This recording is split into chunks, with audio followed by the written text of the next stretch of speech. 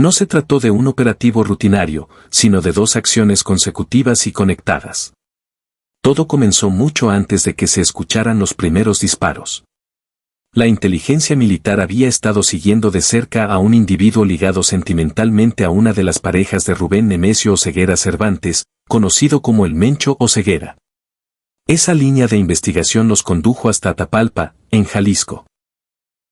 Primero localizaron a la mujer y después verificaron que el objetivo principal permanecía allí, protegido por su grupo de seguridad más cercano. Con esa información, el perímetro quedó definido y dio inicio la persecución real. El dispositivo se organizó con total discreción, participaron el Ejército, la Guardia Nacional, unidades de fuerzas especiales, aviones militares y 6 helicópteros, todo dentro de una operación clasificada. No era una patrulla común. Era un cerco meticulosamente planeado para impedir cualquier huida. Sin embargo, al amanecer, lo que encontraron no fue una entrega pacífica, sino una respuesta armada inmediata. Los integrantes del cártel Jalisco Nueva Generación, CJNG, abrieron fuego en cuanto percibieron el cerco. Las fuerzas especiales contestaron el ataque, dejando el lugar cubierto de casquillos, humo y varios cuerpos sin vida. Luego se desarrolló la segunda etapa. El Mencho junto con su núcleo más íntimo intentaron escapar hacia una zona boscosa repleta de cabañas, buscando confundirse entre la vegetación, las laderas y la espesura.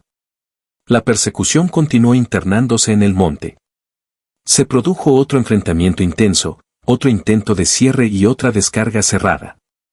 En esa segunda fase en la montaña, la misión dejó de ser una detención controlada para transformarse en un combate prolongado en terreno accidentado. Una vez que las fuerzas federales controlaron el área, el resultado ya era definitivo. Según lo reportado por Reuters, la versión oficial indicó que 8 presuntos miembros del cártel fueron abatidos en la fase inicial. Posteriormente, el general Trevilla explicó que encontraron a El Mencho herido de gravedad junto a 2 de sus guardaespaldas, además de varias personas detenidas y armamento decomisado, entre el que destacaban lanzacohetes. Los 3 heridos fueron trasladados de urgencia en helicóptero, pero fallecieron en el trayecto. En pleno vuelo se tomó una decisión reveladora, no aterrizar en Guadalajara por el alto riesgo. El helicóptero fue desviado hacia Morelia para luego continuar rumbo a la Ciudad de México. Ese fue el primer impacto, el más visible, el que ocupó titulares y que por algunas horas hizo creer que la operación había concluido en Tapalpa. Pero Tapalpa solo había sido el detonante. La noticia de la baja del líder se propagó más rápido que cualquier desplazamiento militar. Antes de que el gobierno pudiera consolidar su narrativa oficial, el CJNG ya había comenzado a reaccionar en múltiples puntos del país. Lo que ocurrió después no pareció una respuesta caótica, sino una estructura activándose de manera simultánea y coordinada. Primero aparecieron bloqueos vehiculares, después vehículos incendiados y luego ataques directos. El humo se convirtió en la señal visible de que los hechos no se limitarían a la Sierra de Tapalpa. En Minatitlán, en varios municipios de Jalisco y en otras entidades surgieron automóviles atravesados en las vías, rutas interrumpidas y columnas de humo elevándose como advertencia. En Puerto Vallarta, los turistas registraban con sus teléfonos un cielo oscurecido por el humo mientras diversas aerolíneas suspendían vuelos.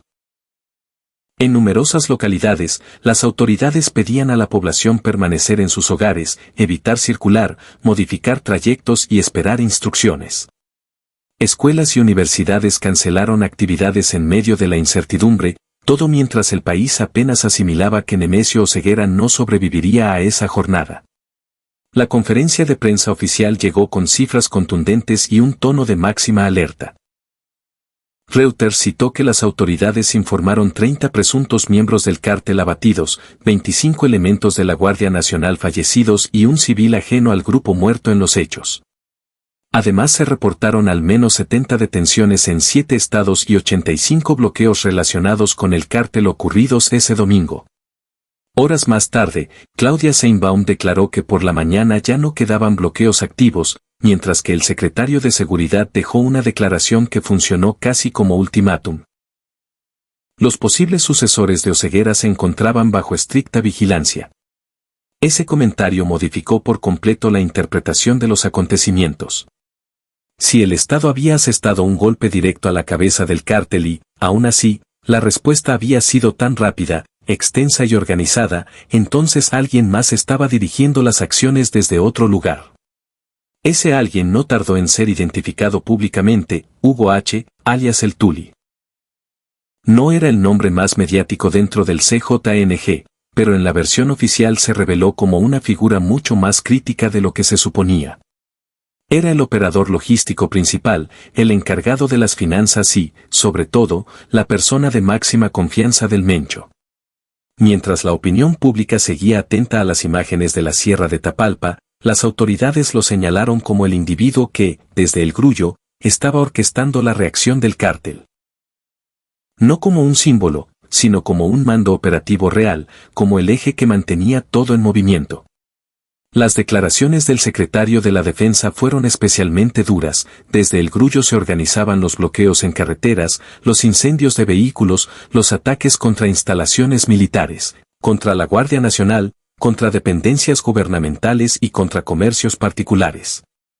Y añadió un detalle escalofriante: se ofrecían 20,000 pesos por cada militar eliminado. No era mera violencia descontrolada, era una represalia estructurada con recompensas económicas, una maquinaria funcionando en tiempo real. En ese instante el día tomó un giro distinto. La caída del Mencho dejó de ser el cierre de un capítulo y se transformó en el comienzo de una segunda persecución, mientras afuera continuaban los bloqueos y las columnas de humo. En paralelo ya se preparaba otra intervención, esta vez dirigida al hombre que sostenía el contraataque. El secretario Trevilla informó que una unidad especializada de fusileros paracaidistas había sido enviada para localizar y capturar a Hugo H., alias el Tuli. Cuando un grupo de esa élite se moviliza, no lo hace para investigar, se desplaza porque el objetivo es prioritario y la oportunidad es limitada. El mensaje oficial cambió radicalmente, ya no se trataba solo de haber eliminado al líder histórico, sino de ir directamente contra quien dirigía la respuesta nacional en tiempo real. La segunda acción no comenzó con ruido ni anuncios, surgió de un análisis frío del caos en curso. Mientras la sociedad observaba las imágenes de Tapalpa y contabilizaba bajas, bloqueos y carreteras cerradas, en las salas de inteligencia ya había un nuevo blanco definido: el operador que, según el propio secretario de Defensa, coordinaba desde el Grullo toda la reacción del cártel. No era un personaje secundario. Trevilla lo presentó como el responsable logístico y financiero, el de mayor cercanía con el Mencho y quien ejecutaba las órdenes de represalia casi en directo.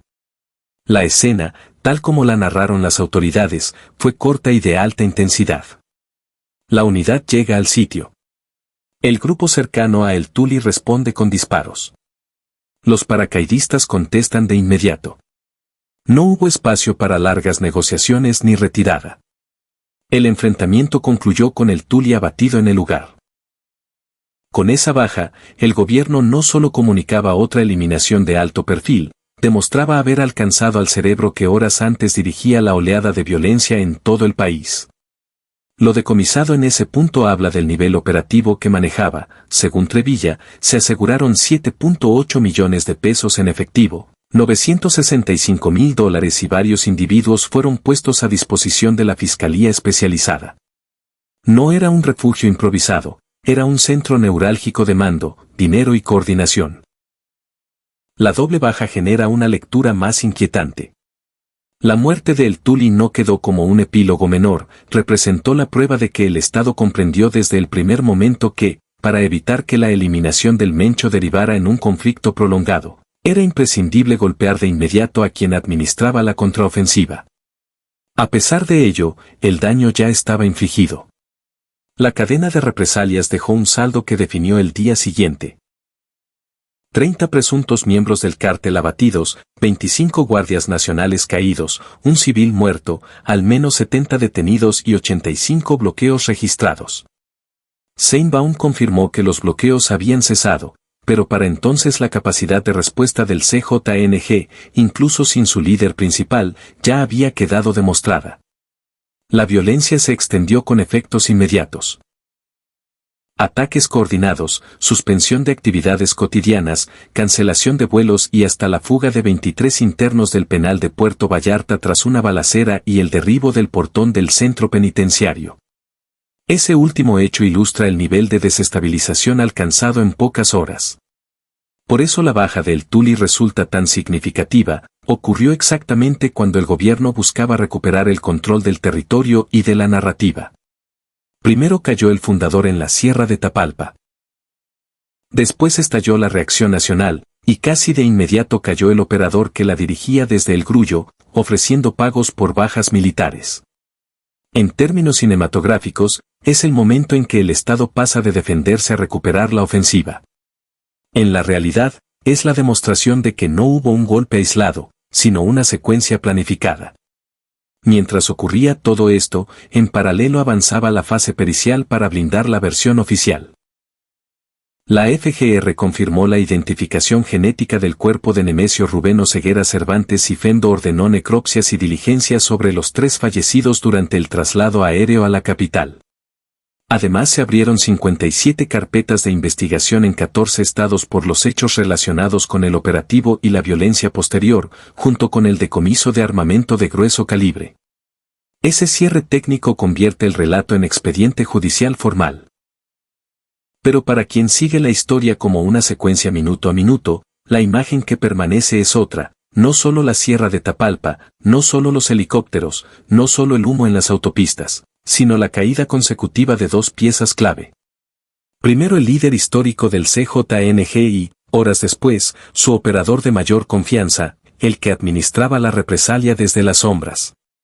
El Mencho cae y el país se estremece. El Tuli CIE y el relato oficial se fortalece. Ya no es únicamente eliminaron al capo más buscado, es también neutralizaron al que coordinaba la respuesta nacional. Sin embargo, la tensión no desaparece. Cuando un cártel logra ejecutar decenas de bloqueos simultáneos en cuestión de horas, extender la violencia a varios estados e incluso desestabilizar penales, la interrogante real no es solo quién cayó, sino quién permanece, quién se está reacomodando y cuánto tiempo tomará llenar el vacío de poder. Sheinbaum ya advirtió que los posibles reemplazos están bajo vigilancia estrecha. Eso implica que el episodio más intenso pudo haber sido solo el inicial, no el definitivo. Y ahí radica la parte más incómoda, la que rara vez entra en los titulares, el golpe fue de enorme magnitud, imposible de minimizar. La baja confirmada genéticamente del Mencho en Tapalpa, la muerte de El Tuli en la segunda operación y la contención simultánea de la oleada de represalias colocaron al gabinete de seguridad en el centro de la escena. Pero la jornada también reveló el verdadero alcance de la estructura enfrentada. Una organización capaz de responder con bloqueos, incendios, ataques coordinados y presión simultánea en múltiples frentes, incluso tras perder a su fundador, no depende exclusivamente de una sola persona. Es una red con mandos intermedios, recursos financieros, rutas establecidas y operadores que mantienen la capacidad operativa aún en medio del mayor golpe recibido. Por eso la eliminación del Tuli tiene tanto peso, no era solo un hombre leal. Era el enlace de continuidad, quien traducía órdenes en acciones mientras el país observaba la sierra. Lo ocurrido no fue una victoria aislada, fue una carrera contrarreloj, primero decapitar, luego neutralizar a quien dirigía el contraataque y, aún así, la señal que queda es innegable. El CJNG sufrió 2 impactos directos en menos de un día, pero no se desvaneció. Ingresó en una etapa de reestructuración y la historia ha demostrado que esas fases son las más imprevisibles y peligrosas. Por lo tanto, esta historia no concluye en Tapalpa, ni con los helicópteros, ni con las necropsias, ni con los comunicados oficiales. Por ahora se detiene en una escena más cruda, México presenciando la caída del líder criminal más buscado del país y, pocas horas después, también la del operador que mantenía viva la represalia desde la oscuridad. El Mencho y el Tuli. 2 bajas clave. 2 golpes consecutivos. Un mensaje contundente del Estado, pero también una advertencia clara.